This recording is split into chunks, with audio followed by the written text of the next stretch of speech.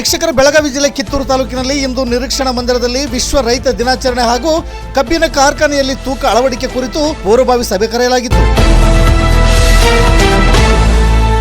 ಈ ಸಭೆಯಲ್ಲಿ ರೈತ ಸಂಘಟನೆಗಳ ಮುಖಂಡರಾದ ರಾಜ್ಯಾಧ್ಯಕ್ಷರಾದ ಕೃಷ್ಣೇಗೌಡರು ಆಗಮಿಸಿ ಅವರ ನೇತೃತ್ವದಲ್ಲಿ ಕಾರ್ಯಕ್ರಮ ನಡೆಸಲಾಯಿತು. ಅದರಂತೆ ಮಹಿಳಾ ರೈತ ರಾಜ್ಯಾಧ್ಯಕ್ಷರಾದ ಅಕ್ಕಮಹಾದೇವಿ ಅಣ್ಣಿಗೇರಿ ಹಾಗೂ ಬೀರಪ್ಪ ದೇಶನೂರ್, ಗಣೇಶ್ ಇಳಿಗೇರಿ ಹಾಗೂ ಮಹಿಳಾ ರಾಜ್ಯ ಉಪಾಧ್ಯಕ್ಷರಾದ ಸರೋಜಿನಿ, ಕರ್ನಾಟಕ ರಾಷ್ಟ್ರ ಸಮಿತಿ ಪಕ್ಷದ ಅಧ್ಯಕ್ಷರಾದ ಬಸಪ್ಪ ಕುಂಬಾರ್ ಹಾಗೂ ಅನೇಕ ರೈತ ಮುಖಂಡರು ಉಪಸ್ಥಿತರಿದ್ದರು.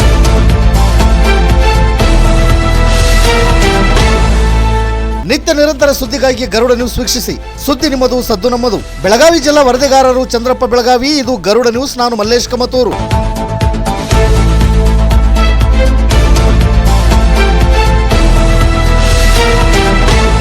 ಈಗ ನಮ್ಮ ರೈತರಿಗೆ ಎಲ್ಲೆಲ್ಲಿ ಅನ್ಯಾಯ ಆಕತ್ತೆ ಅನ್ನೋ ಬಗ್ಗೆ ಮೊದಲು ನಾವು ಚರ್ಚೆ ಮಾಡಬೇಕು. ಒಟ್ಟಿನಾಗ ಒಂದು ಕಬ್ಬಿನ ಗಾಡಿ ಹೋಗಿ ಹೊರಗಡೆ 3-4 ದಿನ ನಿಂತಂದ್ರ ಅದು ಎಲ್ಲ ತೇವಾಂಶ ಆರಿಂದ ಅದಕ್ಕೆ ಇಳುವರಿ ಕಬ್ಬಿ ಮತ್ತೆ ನೀರಿನ ಅಂಶ ಹೋಗ್ತದ, ಸಕ್ಕರೆ ಅಂಶ ಹೆಚ್ಚು ಉಳಿತದ. ಅದ ಅರ್ಥ ಆಯ್ತಲ್ಲ. ಇವತ್ತು ಅದಕ್ಕೆ APMCಗೆ ಕೊಟ್ಟಿಲ್ಲ ಖರೀದಿ ಮಾಡೋದಕ್ಕೆ. ಫುಡ್ಡಲ್ಲಿ ಕೊಟ್ಟವ್ರೀಗ ಸಾವಿರಾರು ಕೋಟಿ ಹಗರಣ ಮಾಡವ್ರೆ ಖರೀದಿ ಕೇಂದ್ರದವರೆಲ್ಲ ಸೇರ್ಕೊಂಡು. ಅರ್ಥ ಆಯ್ತಲ್ಲ. ಇಲ್ಲಿಂದ ಅಲ್ಲಿ ಗಂಡನೂ ಹಂಚ್ತಾರೆ ದುಡ್ಡು ಅವ್ರು ಹೊಡ್ಕೊಂಡು. ಅಲ್ಲಿ ಯಾರು ದುಡಿತವ್ರೆ? ನಮ್ಮ ರೈತರು ದುಡಿತಾ ಇರೋದು. ಅವ್ರ ಮನೆಯಿಂದ ಹೊಡಿತಲ್ಲ, ರೈತರ ಮನೆಯಿಂದ ಲೂಟಿ ಮಾಡ್ತಾರೆ. ಯಾವುದೇ ಸರ್ಕಾರ ಬಂದರೂ ಅಷ್ಟೇ ಮಾಡೋದು ಎಲ್ಲರೂ. ಅದರಿಂದ ವಿಶ್ವ ರೈತ ದಿನಾಚರಣೆ ಮಾಡೋದಕ್ಕೆ ನಾವು ಸಭೆ ಕರೆದಿದ್ದು. ಜೊತೆಗೆ ಕಬ್ಬೊಂದು ಬೇಜಾರಾಗಿ ಆಮೇಲೆ ಭಾರಿ ದಿನ ಆಗಿತ್ತು ನಾವು ಸಭೆ ಕರೆದಿ. ಯಾಕೆ ಹೊತ್ತು ಒಕ್ಕೂಟ ಕಟ್ಟಬೇಕಾದ್ರೆ ಫಸ್ಟ್ ದಿನ ಇದೇ ಐಬಿನಲ್ಲಿ ಅದೇ ಮರದಂಡಲ್ಲಿ 100 ರೈತರು ಮುಖಂಡರುಗಳು, ದೊಡ್ಡ ದೊಡ್ಡ ಹಿರಿಯ ಹೋರಾಟಗಾರಗಳು ಸೇರಿ ಮಾಡಿದಂಥ ಸಂದರ್ಭ. ಅಂತ ಒಂದು ಶುಭ ದಿನನ ನಾವು 5 ನಿಮಿಷ ಕೊಡ್ಬೋದು. ಗೊತ್ತಾಯ್ತಲ್ಲ. ಅವತ್ತೇನು ನಡೀತು? 3 ವರ್ಷ ಏನ್ರಿ? 2.5 ವರ್ಷ. 2.5 ವರ್ಷ ಆಯ್ತು. ಆ ಒಂದು ಸಂದರ್ಭನ ನಾವು ಯಾಕೆ ಹಾಳು ಮಾಡ್ಕೊಬೇಕು? ಹಾಳು ಮಾಡ್ಕೊಳ್ಳೋದು ಬೇಡ. ವ್ಯತ್ಯಾಸಗಳಾಗ್ತದೆ, ಸರಿಪಡಿಸೋಣ. ತಿಂಗಳು ಬರೋದು ಜಿಲ್ಲೆಯಲ್ಲಿ ಮೀಟಿಂಗ್ ಕರೆದ್ರೆ ಇಷ್ಟು ವ್ಯತ್ಯಾಸನೇ ಬರಲ್ಲ. ನಾವು ಒಕ್ಕೂಟ ಮಾಡ್ಕೊಂಡ್ಬಿಟ್ಟಿದೆ ಅಂತ ಸುಮ್ ಕೂತ್ಕೊಂಡ್ಬಿಟ್ರೆ ಆಯ್ತದ? ಈಗ ಯಾರೋ ಮಾಡ್ತಾ ಇರ್ತಾನೆ, ಯಾರೋ ಬರ್ತಾನೆ, ಫೋಟೋ ಕೊಟ್ಟಿರ್ತಾನೆ, ಮೊಬೈಲ್ ಕೊಟ್ಟಿರ್ತಾನೆ, ವಿಡಿಯೋ ಮಾಡ್ತಾ ಇರ್ತಾನೆ ಅವನು ನೀಟಾಗಿ. ಏನ್ರಿ ಉತ್ಸಾಹ ಬೈ ಅದು ಅದೇ ಮಾಡ್ಕೊತಾರೆ ಜೀವನ. ಅವನು 5 ಜನ ಕರ್ಕೊಂಡು ನಾವು ನೋಡಲೇ ಇಲ್ಲ ಜೀವನದಲ್ಲಿ. 5 ರೂಪಾಯಿ ಜೋಬಿನ ತೆಗ್ದು 5 ಜನ ರೈತರಿಗೆ ಅನ್ನ ಕೊಡ್ತಿರೋದು, ಟೀ ಕೊಡ್ತಿರೋದು, ಕಷ್ಟ ಕೇಳಿರೋದು ನೋಡಿದ್ರಲ್ಲರ. ಇಂಥವ್ರು ನಾವು ನೋಡಿದ್ವಿ ಬೇಕಾದಷ್ಟು ಜನ. ಅರ್ಥ ಆಯ್ತಲ್ಲ. ಕಿತ್ತೂರಲ್ಲಿ ಮೊನ್ನೆ ಸೋಯಾಬೀನ್ ಮಾಡಿದ್ವು ಅಣ್ಣ, ಸೋಯಾಬೀನ್ ಮಾಡಿದ್ವು ಸಾಹೇಬ್ರೆ. ನನ್ನ ಕಾರು ನಾಯಿ ಅಡ್ಡ ಬಂದ್ಬಿಟ್ಟು ಹೊಸ ಕಾರು ಬೈಲೊಂಗಲದಲ್ಲಿ 90,000 ರೂಪಾಯಿ ಖರ್ಚಾಯ್ತು. ಅರ್ಥ ಆಯ್ತಲ್ಲ. ನನ್ಗೆ ಯಾರೋ ಒಂದು ಟೈಮ್ ಊಟ ಕೊಡ್ಸಿದ್ರಾ ಇಲ್ಲಿ ಬಂದಿದ್ದಲ್ಲಿ ಮೊರಟಿಗೆ? ಆ ತಹಶೀಲ್ದಾರ್ ಕಾಲ್ ಕಡಿದೆ ನೋಡ್ರಿ. ಅಲ್ಲಿ ನಾನು AC ಕೇಳದ್ನಲ್ಲ, DSP ಕೇಳದ್ನಲ್ಲ. ಏನ್ರಿ ತಹಶೀಲ್ದಾರ್ ಕಾಲ್ ಕಡಿದೆ ಅಂದ್ರೆ ಸರ್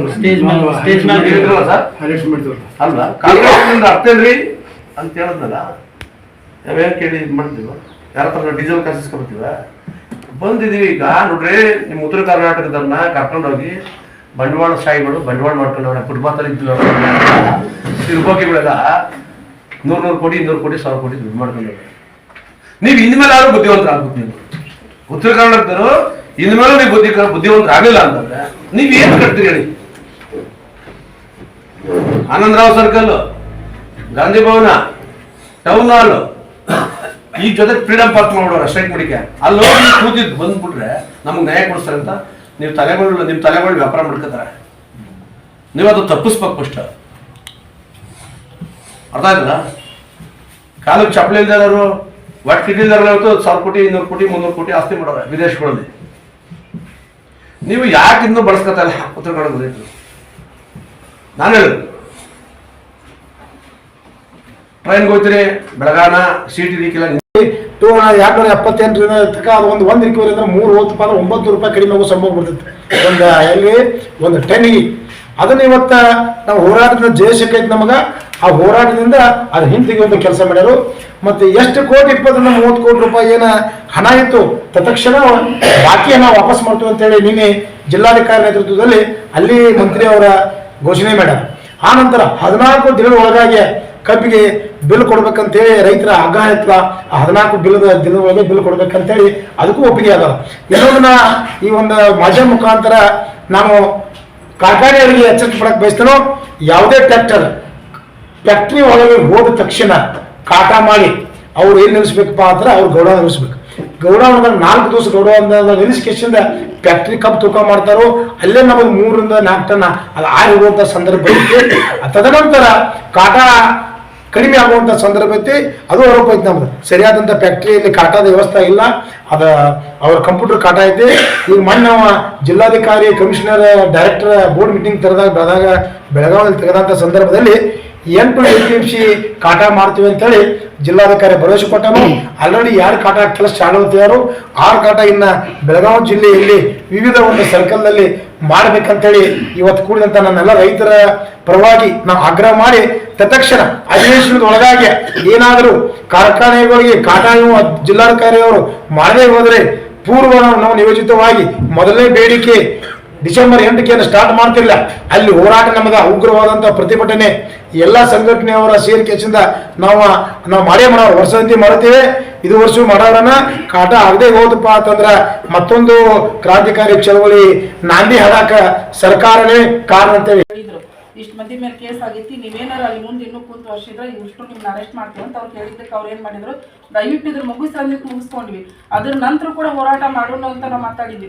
ಮೇಡಮ್ ಜೊತೆ ಅಂತ ಸತತ್ವ ನಾನು ಕಾಂಟ್ಯಾಕ್ಟ್ನಾಗ ಇಟ್ಕೊಂಡಾಗ ಹೇಳೇನಿ, ನಾವೆಲ್ಲರೂ ಸೇರಿ DC ಕಡೆ ಹೋಗೋಣ್ರಿ ಮೇಡಮ್, ಎಲ್ಲರೂ ಕೇಳಿ DC ಕಡೆ ಹೋಗೋಣ, ಇದ್ರ ಇಷ್ಟಕ್ಕೆ ಬಿಡೋದು ಬಡತಾನೆ ಭಾಳ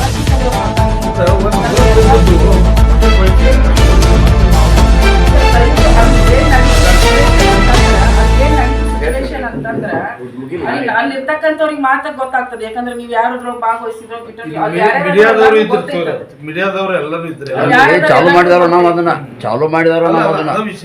ಸ್ವಲ್ಪ ಚಾಲು ಮಾಡಿದ್ರಂತ ಪ್ರಶ್ನೆ ನಮಗ ನಮ್ಮ ಊರಿನವರೆಗೂ ಬಂದು ಕುಲ್ವಳಿ ಹುಡ್ದವ್ರು ಬಂದು ನಮ್ಮನ್ನ ಕರ್ಕೊಂಡ್ ಬಂದಿದ್ದು ನಾವ್ ಅಲ್ಲಿ ಬರ್ಬೇಕಾಗ್ತದೆ. ಅದಕ್ಕಿಂತ ಪೂರ್ವದಾಗ ನಾವು ಬರ್ಬೋದಿತ್ತು. ಬಟ್ ಏನಂತಂದ್ರೆ ನಾವು ಗದಗ ಕಡ್ಲಿ ಹೋರಾಟದಾಗ ಅಲ್ಲಿ ಪಾಲ್ಗೊಂಡಿದ್ವಿ, ನಾವ್ ಅಲ್ಲೇ ಉಳ್ಕೊಂಡಿದ್ದಕ್ಕೆ ಅದು ಪೂರ್ವದಾಗ ಬರಕ್ ಆಗ್ಲಿಲ್ಲ. ಅಲ್ಲಿಗೆ ಬಂದ ಮೇಲೆ ಅವ್ರು ಬಂದು ನಮ್ಗೆ ಕರ್ಕೊಂಡ್ ಬಂದ್ಮೇಲೆ ಬಂದ್ವಿ. ಇವ್ರ ನಡುವೆ ರೈತರ ನಡುವೆ ಏನ್ ನಡೆದಿತ್ತು ದಯವಿಟ್ಟು ಅದ್ರ ಬಗ್ಗೆ ನನಗಂತೂ ಏನೂ ಗೊತ್ತಿಲ್ಲ. ಅವ್ರೆಲ್ಲಾರು ಅಲ್ಲಿ ಊರಿನ ರೈತರು ಬಂದು ನಮ್ಮನ್ನ ಕರ್ಕೊಂಡ್ ಬಂದಿದ್ದಕ್ಕೆ ನಾವು ಅಲ್ಲಿ ಪಾಲ್ಗೊಂಡು ಒಂದು 5 ದಿವಸ ಹೋರಾಟ ಮಾಡಿದ್ವಿ. ಆ ರೈತರ ಮತ್ತು ಅಲ್ಲಿ ಕೆಲವೊಂದು ಆ ಭಾಗಕ್ಕೆ ಅವ್ರನ್ನ ಒಂದು 9 ಹಳ್ಳಿಯಿಂದ 9 ಜನ ಮುಖಂಡರನ್ನ ಕೂಡಿಸಿದ್ರು. ಅವ್ರು ಆ ಮುಖಂಡರು ಕುಂತ್ಕೊಂಡು ಸಾಕಂತ ಹೇಳಿದ ಮೇಲೆ ನಾವು ಹೋರಾಟ ಮುಗಿಸ್ಬೇಕಾಗ್ತದೆ.